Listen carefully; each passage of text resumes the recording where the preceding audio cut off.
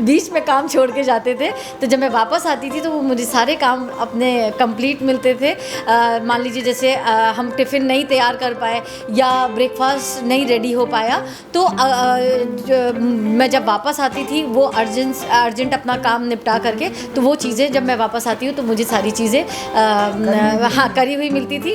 तो कभी कभी लगता था शायद मैं बहाना बना करके भी एक दो बार बीच में जा सकती हूँ अर्जेंट बोल। और अक्सर आपने एक कहावत भी सुनी होगी कि हर सफल पुरुष के पीछे एक शानदार महिला का हाथ होता है, लेकिन आज हम आपको इसके विपरीत एक चीज़ बताने वाले हैं। तो गुस्सा तो नहीं आता था, लेकिन मुझे काफ़ी डर लगता था कि जो कोरोना का जो दूसरा चरण था उसमें निश्चित रूप से मानवता को डरा दिया था। तो मैं तो एक साधारण सा आदमी हूँ।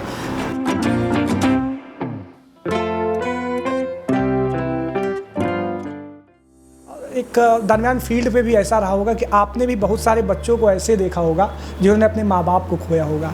तो क्या वैसा कुछ अनुभव आप शेयर करेंगी या फिर बच्चे को आपने कभी ऐसे बताया कुछ वैसा? डेफिनेटली एक मेरी छोटी सी ये हैबिट है। अब मुझे नहीं पता कि ये ठीक है या नहीं ठीक है।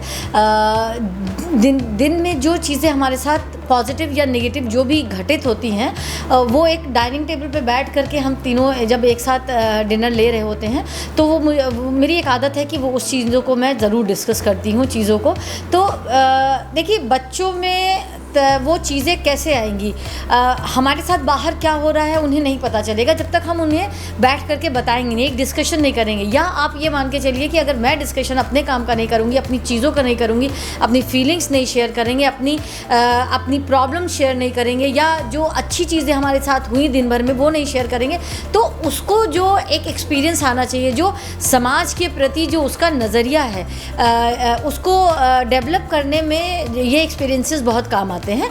तो ऑब्वियसली जब शाम के टाइम ये सारे डिस्कशन होते हैं, बहुत सारी घटनाएं ऐसी होती हैं कि बड़ी अप्रिय घटनाएं होती हैं।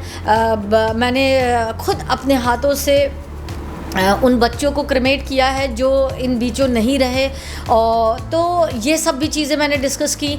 या जो हमारे साथ इन बीचों अच्छी पॉजिटिव चीज़ें होती थी, डेफिनेटली वो तो बताना और भी ज़्यादा ज़रूरी होता है, ताकि समाज के प्रति भाई देखिए वो हम जो आज की जनरेशन है, जो बच्चे हैं, वो कल का भविष्य है, हमारे भारत का भविष्य वही है। अच्छा बुरा फ्यूचर का या भविष्य भूत जो भी है, मुझे लगता है सारी चीज़ें डिस्कशन होनी चाहिए। सर एक सवाल आपसे मैं ये लेना चाहूँगा, आजकल जो लोग आज थोड़ी थोड़ी बातों पे रिश्तों को ख़त्म कर देते हैं, तोड़ देते हैं एक दूसरे के, उनके लिए एक मैसेज।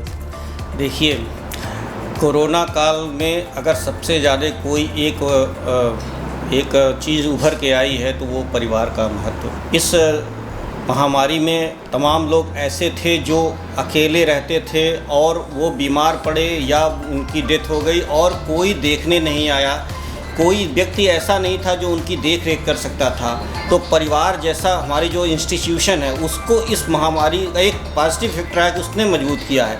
आज परिवार का महत्व उन लोगों को समझ में आया हुआ जो अकेले रहते थे। तो ये बात हम लोगों को ही पता है कि मतलब फैमिली का महत्व क्या है, और कोई भी जो एक परिवार है वो एक कमिटमेंट है, एक अंडरस्टैंडिंग है, एक समझौते पे चलता है। तो इसलिए हम लोगों को ये बेसिक लाइन है कि कहीं भी हम लोगों का मतांतर या पॉइंट ऑफ ओपिनियन अलग हो सकता था, लेकिन कहीं ना कहीं हम लोगों को ये है कि कहीं ना कहीं हम लोगों को कंप्रोमाइज़ करना है। कहीं पे मेरी बात अगर किसी चीज़ को लेकर एडामेंट होता था तो इनको कंप्रोमाइज़ करना पड़ता है, या कहीं मैं देखता हूँ कि इनका पॉइंट ऑफ व्यू ज़्यादा स्ट्रॉन्ग है तो ये मानते हुए कि मैं उससे एग्री नहीं करता हूँ, लेकिन मैं उसको स्वीकार करता था। क्योंकि देखिए यही एक तरीका है जिससे आप परिवार को बचा सकते हैं, और आजकल शायद उसकी कमी जिसकी वजह से हमारे रिश्तों में बिखराव हो रहा है और परिवार टूटते जा रहे हैं। इस महामारी के बाद शायद हम उन चीज़ों को पुनः परिभाषित कर पाएंगे और पुनः हम उस पुराने दौर में जा पाएंगे जहाँ एक हमारी जो है परिवार की जो एक व्यवस्था थी वो कितनी मजबूत थी। वर्षा जी एक सवाल आपसे ये लेना चाहेंगे कि इस दौरान जब आप बाहर थी, सर घर को मैनेज कर रहे थे या फिर सर भी अपने काम को देखते हुए घर को मैनेज कर रहे थे, कितना धन्यवाद देना चाहेंगी सर को, कितना प्यार देना चाहेंगी कि उन्होंने एक बेहतरीन फैमिली का और बेहतरीन पति का जो दायित्व था वो बड़े अच्छे ढंग से निभाया? जो लोग ये रोना गाते हैं ना कि शादी से पहले तो मेरा ये था, शादी के बाद तो मेरा ये हो गया, मैं तो कहती हूँ कि शादी से ज़्यादा ब्लेस्ड कोई रिलेशन नहीं है। और बशर्ते कि आप उसको कैसे हैंडल करते हैं, बशर्ते कि आप उसको कैसे मैनेज करते हैं। जैसा कि सर ने बताया अभी कि कहीं ना कहीं कॉम्प्रोमाइज़ वाली स्थिति आती, कहीं पर अप एंड डाउन्स आते हैं, परिवार है।